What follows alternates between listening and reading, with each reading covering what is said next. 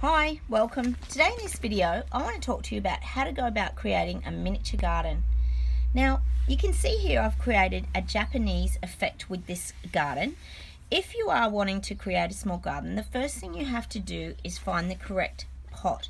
Now you can use any kind of pot for this. It could be that you use a little old wheelbarrow from your kids. You might use a bathtub. This pot is about 3 inches deep and it's about 60 centimeters wide, and I found it at a local nursery, and it was perfect because you can actually get that bigger landscape, so it has a more interesting effect. Now I have chosen a Japanese theme for this one, and the key is to actually really get your soil ready and prepared. So get some really good manure and churn that through with soil. So it's about mixing up a really nice nutrient base as well that will really help your plants to take off as well. Now I suggest that you use a main centerpiece. So I've actually used this English box hedge, which has been brilliant. I actually bonsai'd this one. You can see I've wired around the actual stem, and I pom-pom trim the actual top of the plant because that gives that real bonsai effect, and that's very Japanese. So I've also gone for ornaments that have a Japanese kind of theme to them.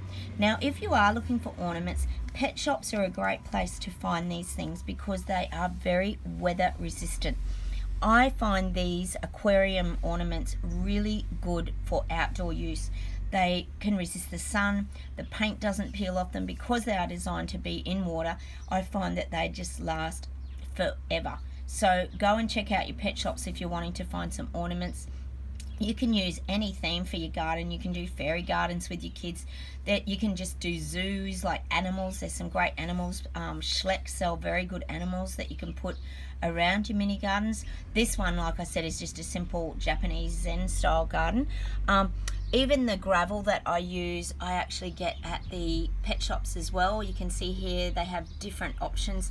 I think the white ones I got at a local nursery, but the small gravel I really love because it's just so fine and it creates that good sort of riverbed effect.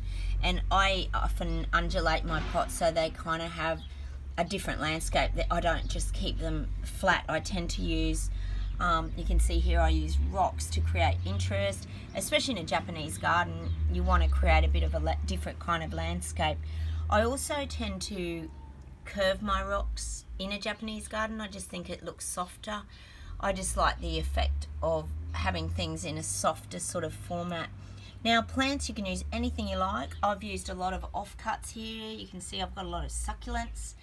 They're great because if they get too big you can just pull them out and put other ones in. I've got a little hanging one that'll go over the side here, and I've got some little baby jelly bean plants which will grow up. So you want plants that aren't going to grow too quickly and are going to take over the space.